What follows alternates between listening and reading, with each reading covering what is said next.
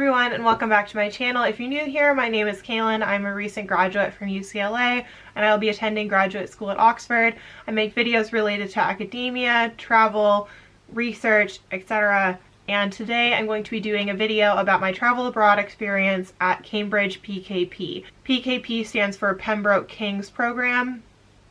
It is a summer abroad program that lasts 6 weeks. Accommodation is offered at Pembroke College and King's College. I'll quickly touch on the collegiate program at Cambridge and Oxford, which is basically that you belong to the overall university as well as your own home residential college. So when I was at Cambridge PKP, we were part of the program, not the umbrella of the university. You were also in residence at a college, or you were under the umbrella of a particular college. When I was at Cambridge, I stayed at Pembroke College. I stayed, I believe, in one of the old college buildings, and I'll touch on accommodations a little bit later. So first I'm gonna go into getting there, and then I'll talk about the actual program itself. So given that I attended UCLA, I applied through the UC-EAP program, which is a study abroad program hosted by the UC system, and the application consisted of an application and a letter of recommendation. So you can use a letter of recommendation of your choice. I was a transfer student, so my time at UCLA had been limited by that point when I had to apply. I had to apply in November, so the letter of recommendation I used was from a TA that had already graded my midterm. You had to have a minimum of a 3.5 GPA, but overall it wasn't a very difficult program to get into. I had two friends that also got into that program, and they said that it was relatively easy for them. I think if you apply and you have the GPA as well as a letter of recommendation, you should be able to get in. So step 2, getting there. So they arranged your visa for you.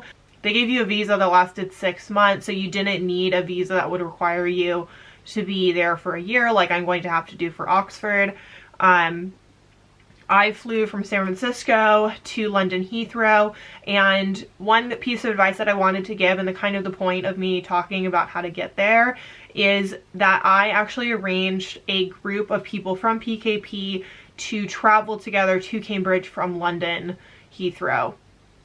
That was probably the best decision I could have made, because going to Cambridge was my first time out of the country. It was my first time in England, and I was just a little worried about traveling alone. I just wanted some support, and so I arranged to meet up with 5 other people from the program, and we all had flights that landed around 7 a.m. on that Saturday. We all got through passport check, which took forever. It took about an hour, hour and a half, and then we all met up, took the tube to King's Cross, and then from there we booked a ticket to get to Cambridge. Overall the journey took a couple hours, mostly because passport check, getting everybody together, figuring out how to get onto the tube.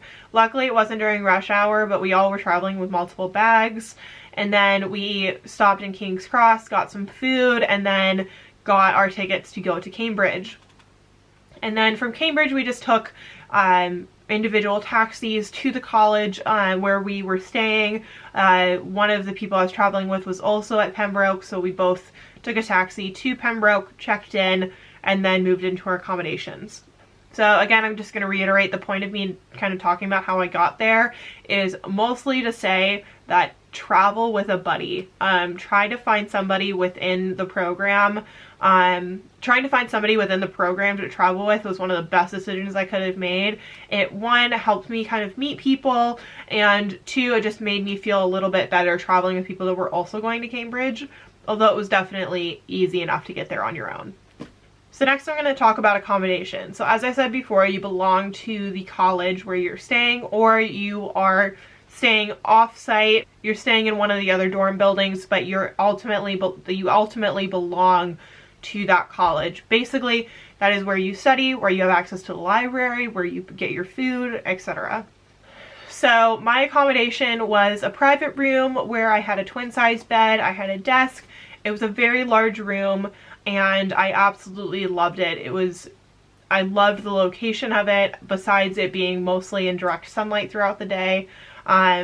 One thing that I do want to say about accommodation is that there is no air conditioning. So during the summer, when you get there, it might be quite hot. It was really hot the first 3 weeks that I was there. It was in the 90s every day, and it was humid because you're on the River Cam. And so while most people were smart and went and bought a fan, I didn't want to buy a fan because I knew I was going to have to leave it there, but ultimately it would have been worth it. So if you're there and you decide to go to Cambridge PKP, go ahead and buy the fan. Believe me, it's worth it. Next part about accommodation is that you have access to the servery, which is basically the cafeteria, and you have plenty of dining dollars to get you through the program, although I will say that the food is not that great. So I went to UCLA, which is one of the best schools in terms of student dining. So going to Cambridge, the food is a little bit bland.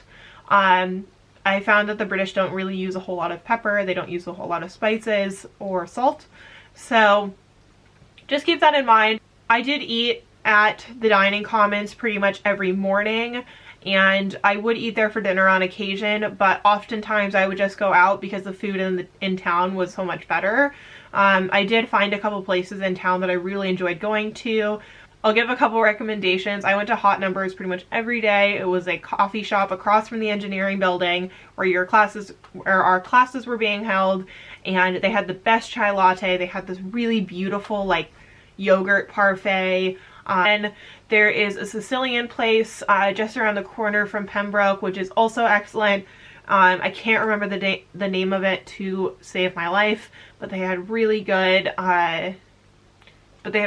almond latte. They had really good pizza.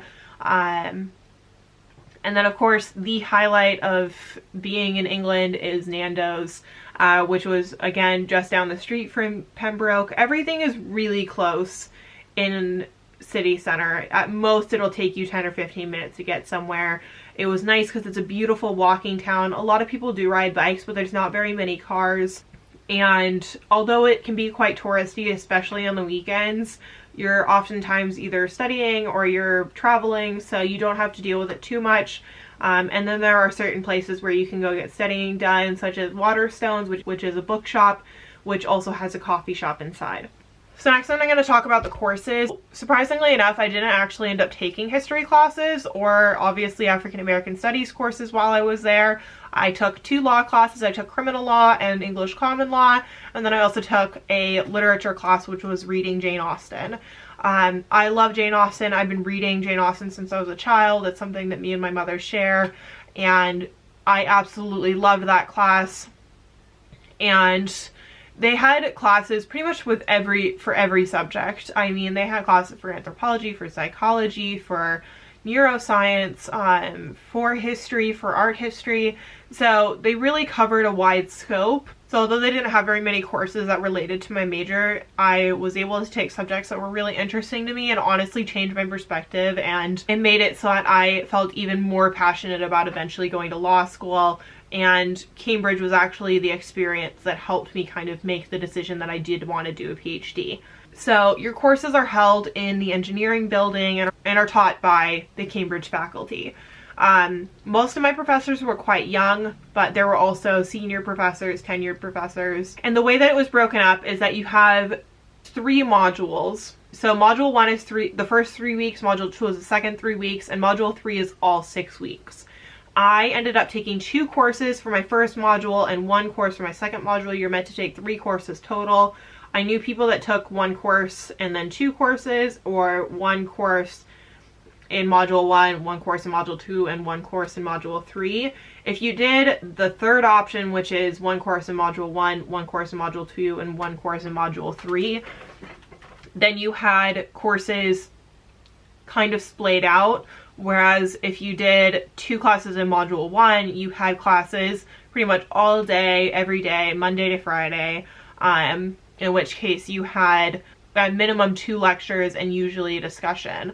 I can't remember the length of the lectures. I think they were about an hour, 15 minutes, but again, don't quote me on that because it's been a while.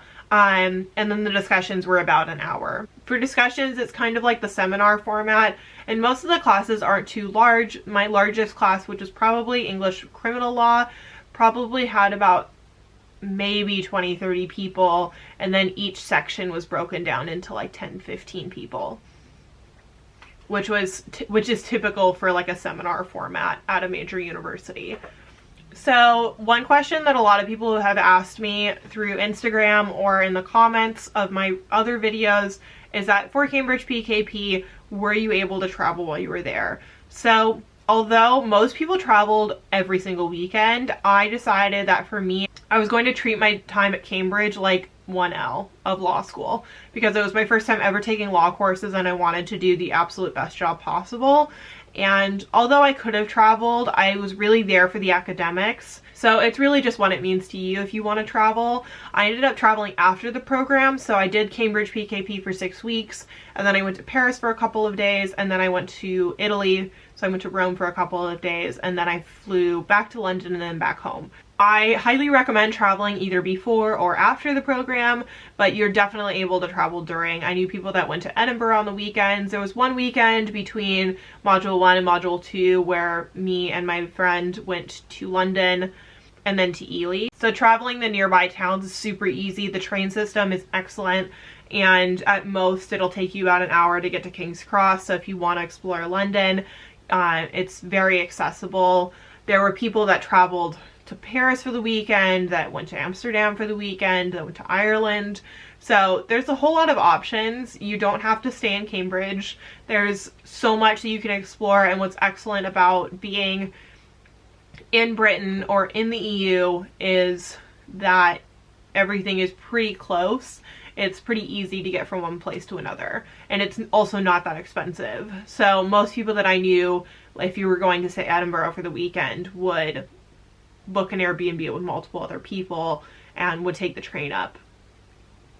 The one unfortunate thing is that you do have classes on Friday. You just have to be cognizant that you're probably going to get a little later start than you want. So travel is definitely possible while you're there, before, after, and during.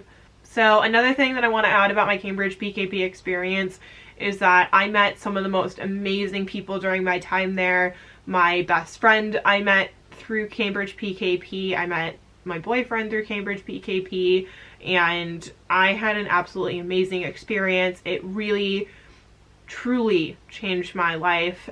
It made it so that I truly looked into studying for my master's in the UK, which I would not have done if I didn't attend Cambridge PKP. So if you have any other questions about studying abroad in general, or if you want to know more about Cambridge PKP, please go ahead and leave me a comment or shoot me a DM on Instagram. I'll take a screenshot of my Instagram right here.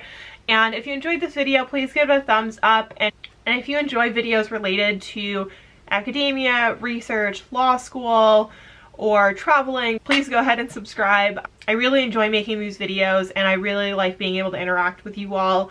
I want to just say that I do really appreciate all of the messages that I have received, and I can't wait to interact with you guys in the future. I'll talk to you soon. Thanks guys, bye.